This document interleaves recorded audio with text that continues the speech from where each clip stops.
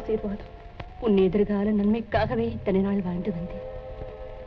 என்னால் உன் வாழ்க்கை பாதிக்கப்படும் என்று தெரிந்ததாலும் என் கண்ணெதிரிலே என் கணவர் சிறைபிடிப்பதை பார்க்க விரும்பாததாலும் இந்த முடிவை மேற்கொண்டேன். கடந்த கால நினைவுகள் எல்லாம் கனவாக எண்ணி மறந்துவிடு. நீ காதலித்த முத்து உன்னை போலவே நேர்மையானவன். அவனை மணந்து கொண்டு சந்தோஷமாக வாழ்க்கையை தொடங்கு. ஆனால் கடைசியாக ஒரு வேண்டுகோள். என்றாவது ஒரு நாள் உன் தந்தையை சந்திக்க நேரிட்டார். அவர் நினைவாகவே வாழ்ந்து அவர் நினைவாகவே உயிரை துறந்தேன் என்ற உண்மையை மட்டும் மறக்காம சொல்லுங்களா?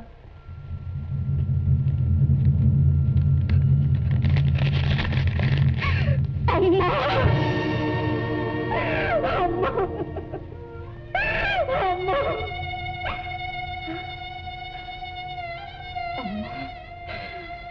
எப்படிமா என்ன தனியா விட்டுட்டு போக உங்களுக்கு மனசு வந்தது?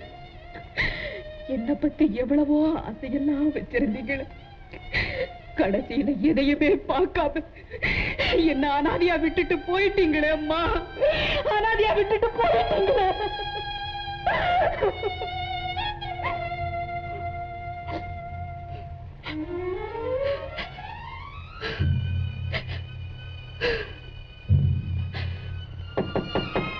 மரகதம், மரகதம்,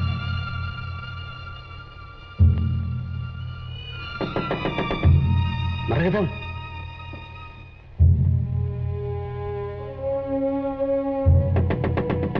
மரகதம்,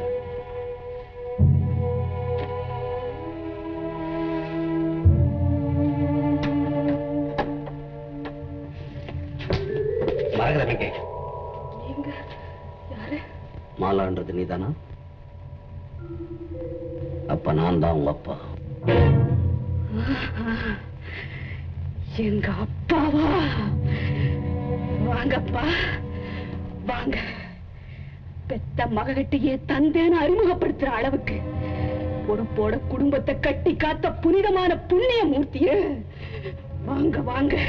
மாலா, இதுவரைக்கும் எங்களை பார்க்க வராது இருந்த நீங்க இப்ப மட்டும் எதுக்காக வந்தீங்க?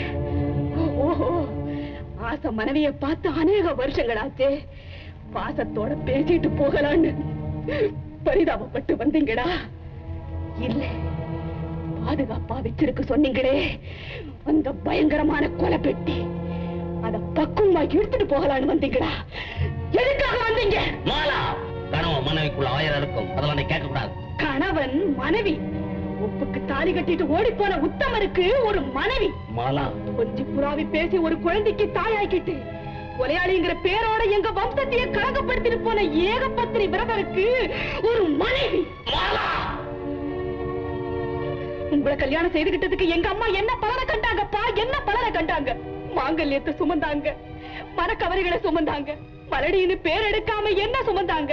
பெத்த பெண்ணுக்கு தகப்பன் யாருன்னு சொல்ல முடியாதபடி தன் கருப்புக்கே களங்கத்தை சுமந்தாங்க. கடைசியில இவ்வளவுக்கு ஆளாக்குன உங்களை சிறப்பிடிக்கிறத பார்க்க சகிக்காம தற்கொலை செய்துகிட்டு இப்ப வெறும் உடலை சுமந்துகிட்டு இருக்காங்க. என்ன தற்கொலையா? வாழ்வலையும் தாழ்வலையும் பிரிய மாட்டேன்னு சத்தியம் செய்து எங்க அம்மாவை கைப்பிடிச்சீங்களே, நீங்க எந்த சுமையை சுமந்தீங்க? எங்க அம்மா சுமந்த குடும்ப சுமையில கோடியில ஒரு பங்காவது சுமந்தீங்களா? இந்த லட்சணத்துல மனைவின்னு சொல்ல வந்துட்டீங்களே, உங்களுக்கு வெட்கம் இல்லை? நில்லுங்க நில்லுங்க நில்லுங்க. யார பார்க்க போறீங்க? காலத்தின் வழியிலே இங்க தியாகத்தின் திருவுருவம் கண்ணையர்ந்து வீணா துயில் ஆழ்ந்திருக்கு. அந்த பத்திரி தெய்வத்தின் சத்திய வாசனை விதிக்க உங்களுக்கு கொஞ்சம் கூட யோகிதை கிடையாது. போங்க வெளியே. அடக்கமே உருவான என் தாயை எடுத்து அடக்கம் செய்யும் போது கூட நீங்க இருக்க கூடாது. நீங்க இருக்கவே கூடாது. போங்க வெளியே. போங்க போங்க. மாலா, நான் அயோக்கியம் தான். பிள்ளை பாசம் எனக்கு இருக்கு, அதை மறைச்சிடாது. போறேன், போய் அந்த பெட்டியை கொண்டான். பெட்டி பெட்டி வேணுமா? போலீஸ் ஸ்டேஷனுக்கு போய் வாங்கிங்க.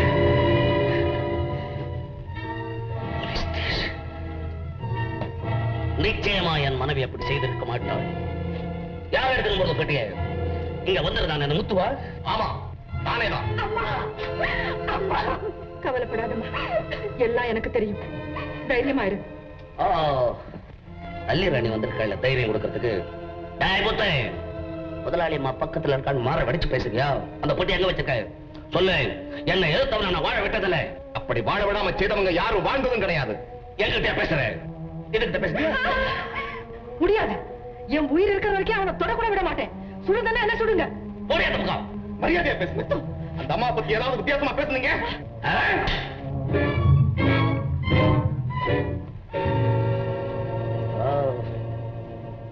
எல்லாம் ஒரு செட்டப்போட வந்திருக்கிற மாதிரி தெரியுது. பாக்கியம், அவனை வச்சுக்கிட்டு என்ன பழி வாங்க பாக்குற? அவன் உன்னையே பழி வாங்கிடுவான். அவனை பத்தி நான் சொல்றேன். நீங்க சொல்றது என்ன? நானே சொல்றேன். நான் தான் செல்வம். என்னது? நான் கத்து கொடுத்த பாடத்தை என்கிட்டயே திருப்புறியா? ஏமாளி பாக்கியம் இல்லடா. உன் சரித்திரம் என் கையில இருக்குடா.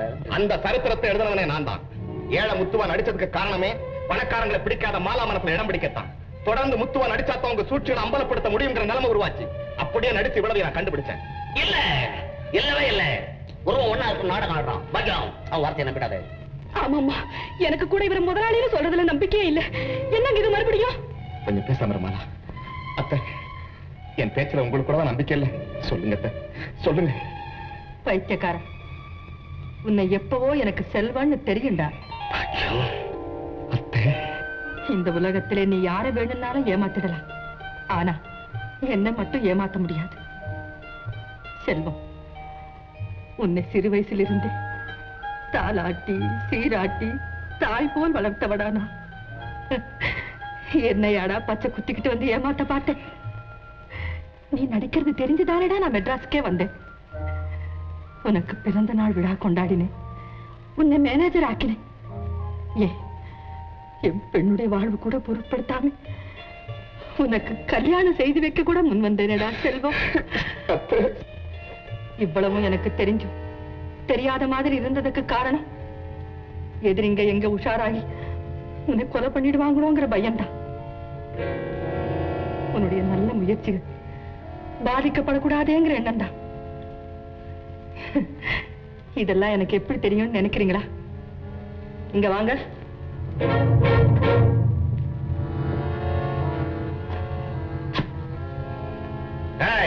இன்னும் முடிக்கல. செல்வத்தை காப்பாத்தும் உன் விஷயங்களை அடிக்கடி தெரியப்படுத்தும் தான் உன்னை நிழல் போல பின்தொடர்ந்தேன். சம்பந்தப்பட்ட போட்டோங்க இதெல்லாம் அம்மா ஏற்பாடு. உனக்கு உடம்பியா இருந்த பரிமளத்தை போலீஸ்ல ஒப்படைச்சிட்டு தான் வரேன். ஆனந்த இப்ப போலீஸோட வந்துட்டு இருக்கான். வேற யாரும் இல்ல முதலாளி, நான் தான் உங்க மேனேஜர். போதுமா ஆதாரம்? இப்ப என்ன சொல்றீங்க?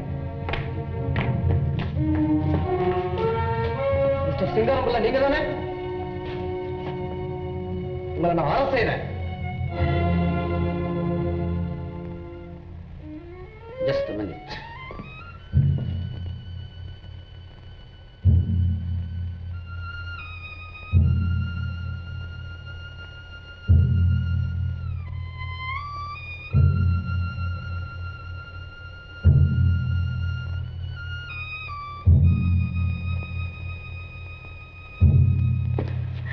என்ன, நமக்குள்ள எவ்வளவோ வேற்றுமைங்க இருந்திருக்கலாம்.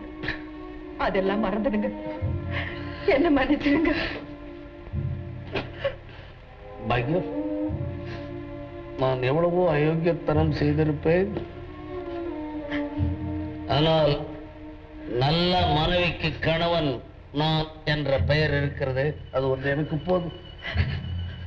அப்போ மலா, இனிமேல் உன்னுடைய தாய் தாய்